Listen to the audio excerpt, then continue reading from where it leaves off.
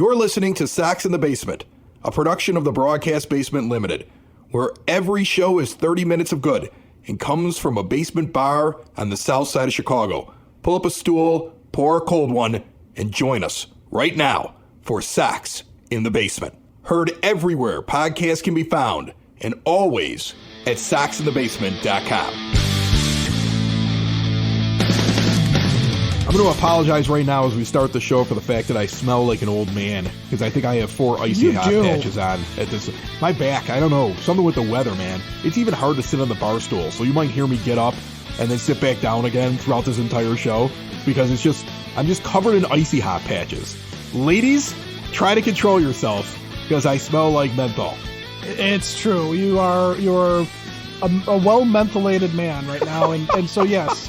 For those listening, if you hear what sounds like a creaky, rusty gate in the background, it's not that we missed the Halloween show and we're trying to create some sort of semblance of mood. That's just what Chris's joints sound like today. That's pretty much where I'm at today. That's what I am. Bellying up to the 9-foot homemade oak bar, pour yourself a cold one. Every episode of Sox in the Basement brought to you by Family Waterproofing Solutions. 24/7, they are available. Take your call to keep water out of your basement, protect your foundation. 708-330-4466. Your basement's best defense is FamilyDry.com. You got feedback on the show where somebody asked you whether or not we hate the White Sox. Is that how it was said to you? Yeah, so I got feedback from somebody who just started listening to us, just caught on to us, which is great. We always love when new people come in. And the feedback was, you guys don't seem like you're fans of the team exactly with the shows that I've been listening to. No. I love the White Sox. Me too. I'm a huge fan. I think the owner is a bad owner, and I think that his self-imposed salary caps are a detriment to the team. And I think the general manager, knowing who his owner is and how much money he's going to spend every year, spent poorly with bad contracts over the last couple of years and made this competitive window smaller than it should have been. So if I'm critical, it's not because I don't have a million White Sox things hanging in the basement here. I don't live and die with the team, and I didn't weep on the ground in 2005 in a embrace with my father and my sister on the final out of the World Series. No, I love the White Sox, but I don't like bad players, lack of accountability, bad general manager, owner that, one time to the World Series in over 40 years. But I got to constantly listen to his television station and his media that he has majority ownership in tell me what a great owner he is. So yeah, sometimes I get frustrated and I yell about it, and Ed does too. But we love this team. And that's why today we're going to talk a little bit about moves that can realistically be made. There's a little bit of smoke on the trade front. One name that has popped up over the last couple of days has been Jesse Winker in Seattle. Which would be exciting. Yeah, your initial reaction was, ugh. Yeah, and that's the thing is that my initial reaction really was kind of like, oh man, Jesse Winker, because I'm thinking about the Mariners version of Jesse Winker, and I'm thinking about something we talked about with Brandon Drury at the trade deadline of Cincinnati Reds players and people falling in love with Reds hitters and not realizing that more so than even Colorado, the Great American Ballpark in Cincinnati is just absolutely fluffing up every one of the Reds hitters. Brandon Drury's not as good as he was when he was with the Reds. Kyle Farmer is not as good as he looks with the Reds. Joey Votto's pretty good for his career, but he's an old man now. But Jesse Winker is one of those guys that I just assumed was, a beneficiary of the Great American Ballpark, and then he goes out to Seattle and he's exposed for what he really is.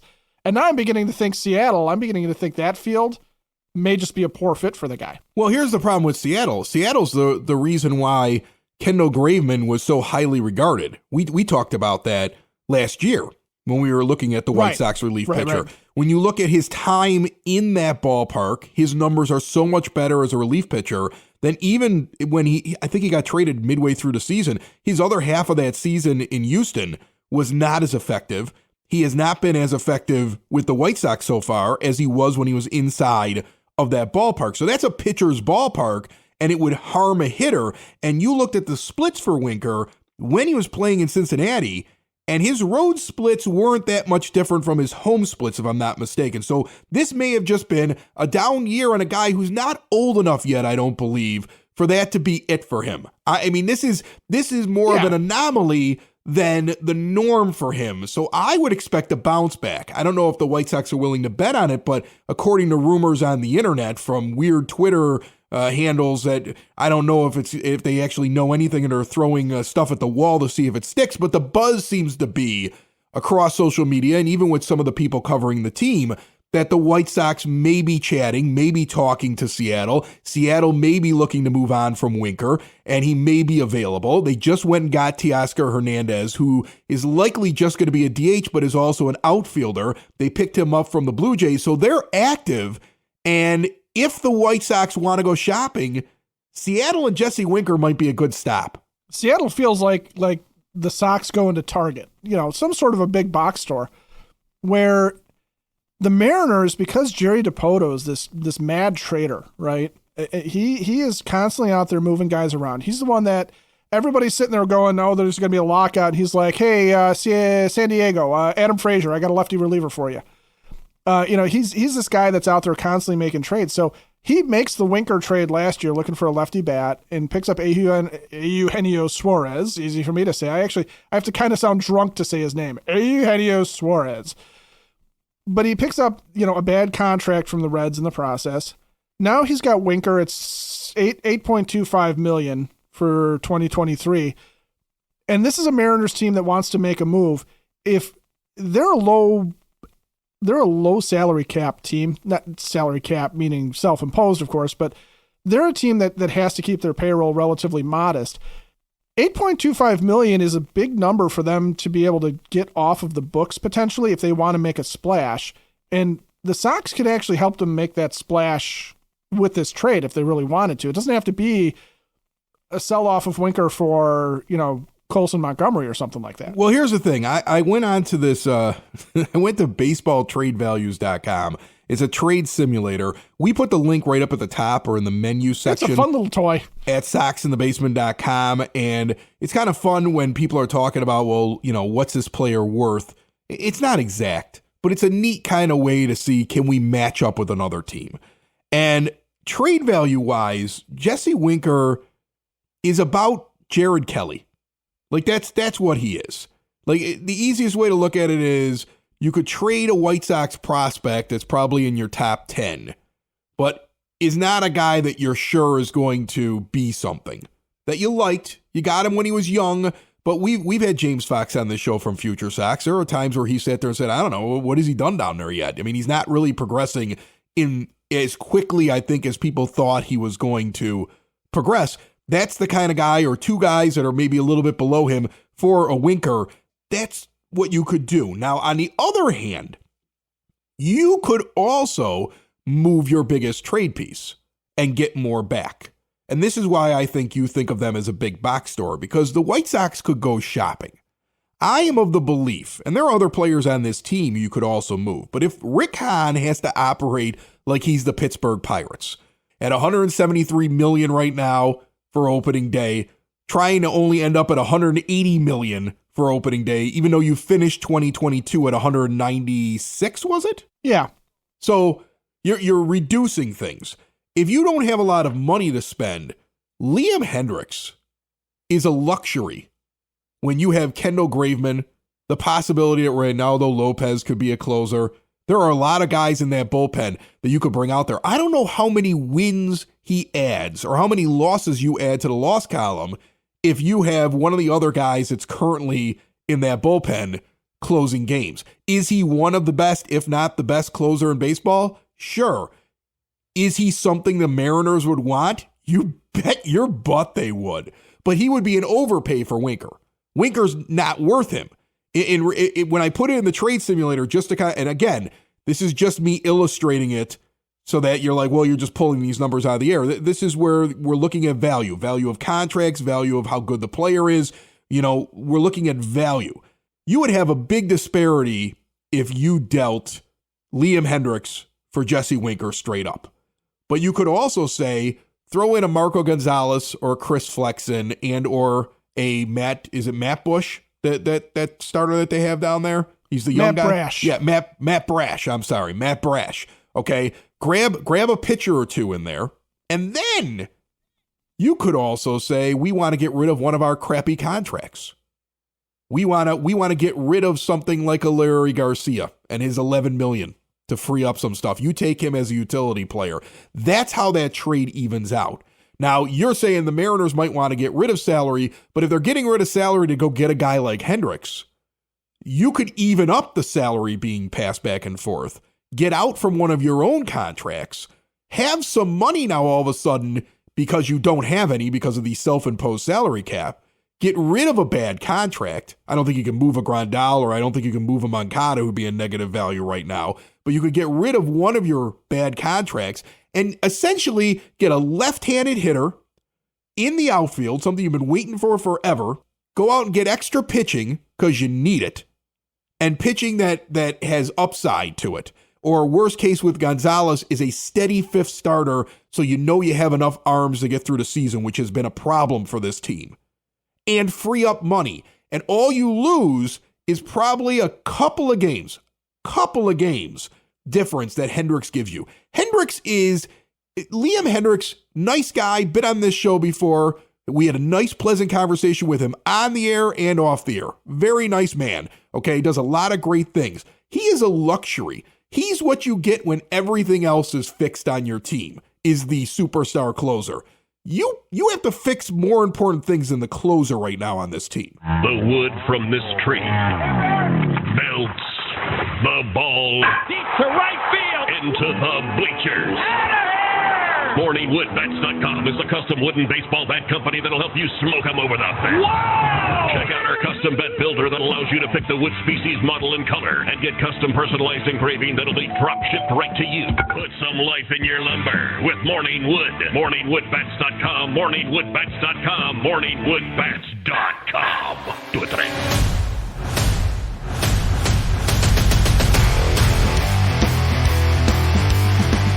Sox in the Basement listeners, remember to put in Sox22 when you make your purchase at morningwoodbats.com.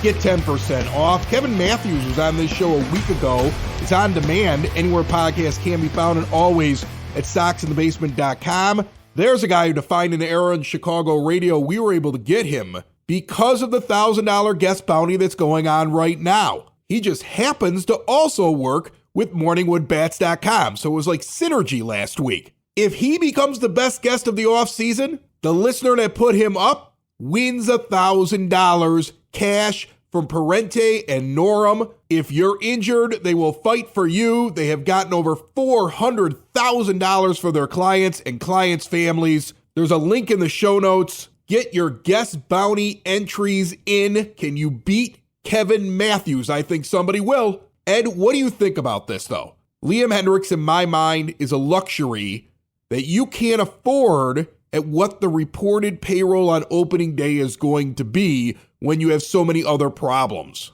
We're sitting here looking at this team coming off of 2022 and going, okay, there's a lot of stuff that needs to be fixed. And we're looking at this team coming off of 2021 thinking this is still a championship caliber team. That's the goal. And we're also now faced with the reality that Trey Turner's not walking through the door. Carlos Correa's not walking through the door. You're not going to get the big, high, top-end free agents on this White Sox team, and you're going to have to do it through trades. And you and I have talked about this before, too, that it's not just the type of trades that Rick Hahn made at the beginning of the remake when he was trading Chris Sale for the top prospect in baseball. This is more like what the Guardians did with the Mike Clevenger trade, where they went to the Padres and they got 4 major league or major league ready players who were under control, who were not expensive, and that turned into their starting catcher in Austin Barnes. That turned into Josh Naylor, who was just about to break through to the major leagues, and we saw what he did to the White Sox. Cal Quantrill, who stabilized the back end of their rotation this year very nicely. And one other player who is kind of right there on the edge. And then there was Owen Miller, who was another guy that they acquired under similar circumstances. So these are just guys that help, right? And that could be what the White Sox need. You have a star core of guys like Dylan Cease and Luis Robert and Eloy Jimenez, and you just need not replacement level, but above average or at least replacement level guys at a number of positions. And Winker, if he if he really is just ill-suited to the Mariners' home stadium and that lineup, he could help the White Sox immediately as that left-handed bat, that Jock Peterson that we all, that everybody's clamoring for. This is a career 270 hitter with a career 836 OPS. He's a talented guy. Who's going to hit you somewhere around 18 to 22 home runs as long as he's not cooked. And it's one season in a bad ballpark for him where he didn't adjust and he didn't play well. Okay, fine. But when you look at the rest of his time in the majors and you look at his most recent couple years before he gets to Seattle and you look at his road splits, it isn't like Brandon Drury. Everybody's in love with Brandon Drury. When Brandon Drury's outside of Cincinnati, not so good. He's terrible. Not so good. I don't want him on my team. He's not so good. He's got to be in Cincinnati. Winker's not that kind of guy. I have far more faith in him, even if he can get near what his career numbers are in his age 29 season. He's not that old. That is a massive upgrade to your team, to your lineup, and just straight up, if you got that back, would you rather have that or Liam Hendriks? I would want that. And I would say we got plenty in the bullpen. I would want that. But then because of how valuable Hendriks is, you could add Marco Gonzalez. Okay, at worst case, because they've got 7 starters on that team right now, Seattle, right? Right. And they've got all kinds of young guys knocking at the door that they're trying to bring up and use. And so you could grab a guy who's a career, 1.30 to 1.35 whip. It's not my favorite number. I wish he was a little bit better, but he's had years where he's underneath 1.3. At worst, he's a stable 5th starter who takes the ball every 5 days, who's a vet. And here's the other thing. If you don't get him, you get Flexen coming back on a bounce back. I think he's got a lot of talent. They may be ready to move on from him. There are pieces you can bring back because you're dealing Liam Hendriks. You get Winker, another piece, and maybe even throw in something you want to get rid of and clear some space. You know, the weird thing about Hendriks' contract, Ed, and I don't think everybody remembers this, but remember it was signed. It says it's a 4-year deal. It isn't. But the fourth year gets bought out at $15 million automatically and gets spread out over the course of I want to say 10 years or 8 years. It's some crazy number. It gets spread out. And so it's like basically a deferred payment that he's going to get for a while.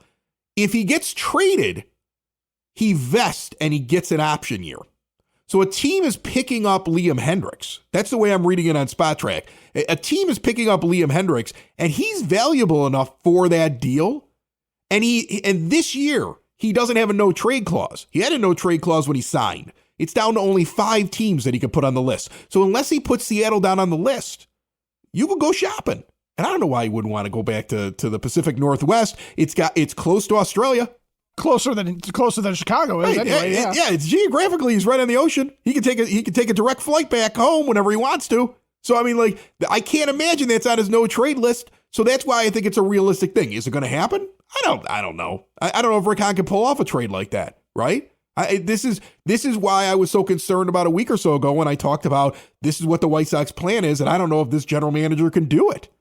Because to me, you have a team that is clearly looking to make some moves, that's in a competitive window and has an abundance of outfielders and starting pitching, but doesn't have a closer like Liam Hendriks. And you are a team that once again, for yet another year, is struggling to find an outfielder, hopefully a left-handed one that hits for power, and struggling to find extra pitching.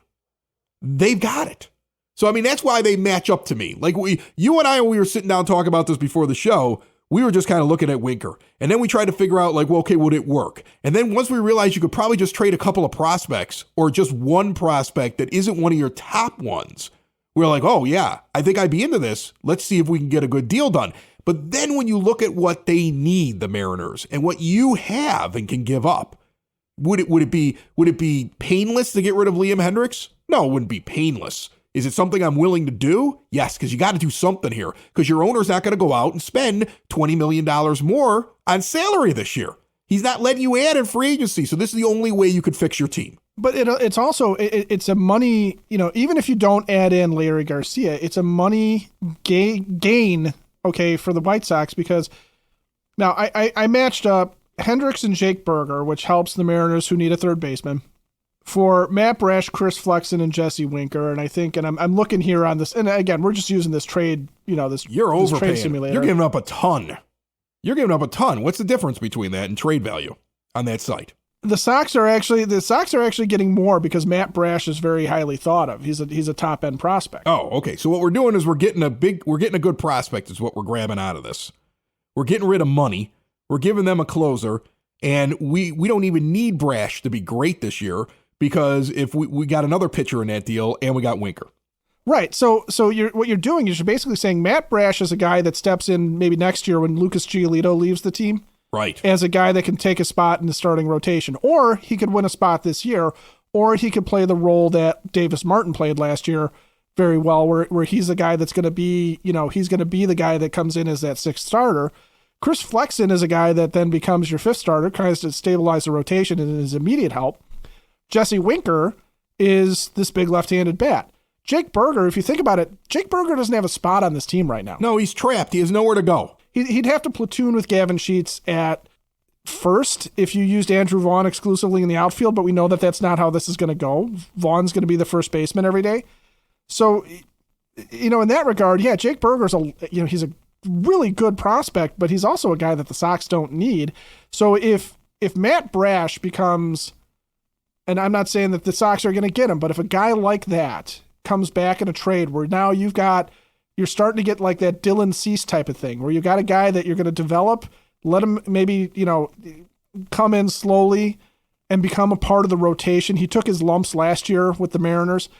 Let this guy come in and develop. That's how you get that sustainability too, right? Like I said, it's about getting guys that can help you right now or on the verge of helping you, that can be here a little bit long-term, might have some ceiling left to get to, but you're not going necessarily the prospect route. And that's what we're talking about, is taking two guys, a salary that you really should shed in some ways when you're talking about this budget issue, because Liam Hendricks is expensive for what that position is, and a guy like Jake Berger that you can't use, and trying to turn it into a long-term piece and two pieces that can help you right now, and also taking a little bit more money off the books so that you can go out and maybe make another move. Like, for example, going and signing another closer. Sox in the Basement listeners, do the hard work. And if you're a hardworking man or woman on the South Side, you need to be outfitted properly. And that's why you should visit Red Wing Shoes in Evergreen Park, New Lenox, and Geneva. A work boots specialty store that carries sizes from 6 to 16 and feet as wide as 4E. A 115-year-old company that came out of Red Wing, Minnesota, and one of its largest stores in the entire Midwest is in Evergreen Park, Illinois, ever since 1976. When you're on your feet, the footwear is everything. So why not get an expert fitting? They warranty, repair, and offer free conditioning with laces. And they also carry Carhartt work clothing as well. Located at 3347 West 95th Street in Evergreen Park, Illinois, at 208 East Maple Street on Route 30 in New Lenox, or at 1749 South Randall Road in Geneva. Visit them today. You work hard. You've earned it. Red Wing Shoes. When I look at the White Sox and we talk about this exercise of, all right, if the Mariners really have Jesse Winker available, we could go the prospect route, or we can make a big move, right, with one of our tradable guys. Who are other tradable guys? And when I sit here and just look, I'm just going to go off the trade values again on this trade simulator, and because it's the easiest thing to kind of convey quickly. It doesn't mean that these are the only guys who are of high value, but the idea is that it weights, contract, age, performance, desire of other teams to get that player. Like, for instance, it's got Yohan Moncada very low because it's poor performance, high contract. Yasmani Grandal is a negative trade value because of low performance, high contract. Same with Larry Garcia. Dylan Cease, very good contract, best player on the team, highest, most valuable player on the team. Okay, by far. Same thing with Luis Robert. Right. It goes Cease, Robert, Anderson. Okay, in terms of value. Then we have our first prospect, Montgomery. Then Vaughn, Jimenez, Crochet, Kopech, Oscar Colas, who could be roaming the outfield for this team, Lucas Giolito, and then we get to Hendricks. And I would say that those are the guys right there. After that, we're looking at prospects. I don't think major league player wise, not really. Next major league player is technically Jimmy Lambert. Yeah. Okay. Who I think is more valuable to keep around. Right. I agree with you. All right, then. So just using this trade simulator website, take it with a grain of salt. It's a fun thing to play with. We put the link right at the top at soxinthebasement.com. It's not ours, but if you want to have some fun, see what we're talking about, go take a look. If I go down this list of tradable pieces and I have to come up with who's an actual piece that Rick Hahn could move realistically and improve his team by making that move. And this list will have it brought to you by the Village of Lamont. Experience a downtown with real history, great eats and drinks, green spaces filled with adventure. Visit the Village of Lamont, shop, dine, drink, explore. Visit LamontDowntown.com. You're not trading Cease in his control. You're not trading Robert in his control. You're not moving Anderson even though he's gone by 2025 most likely because you don't have the money to go get one of those big shortstops that would replace him. Colson Montgomery's a future piece. You got to be wowed to trade him. So then you get to Vaughn if I go down this list. Yeah. Okay. Vaughn is probably the biggest, most tradable piece on the team after Hendricks in my mind because I think you can give up Hendricks and it wouldn't hurt you as much. But he's worth a lot. Okay, he's a guy that teams would want to get their hands on. And maybe Rick Hahn could convince himself, well, Gavin Sheets will just stand at first base. I think that's a bad idea, but he could convince himself of that. Eloy Jimenez. Here's a guy who's got some value right now. It really comes down to whether or not you believe that he's got another step that he's going to take. I think he is. I think as a designated hitter, we're finally going to just get to see a masher in there. And getting rid of him now would be getting rid of him before he becomes great. Right. And that's where, when you're talking about both Vaughn and Jimenez, you're talking about guys that have another step potentially to take. Right. And man, it would be, you would have to get back a huge haul for them, but I think you could with the right team. If you deal Michael Kopech, you got to replace his arm.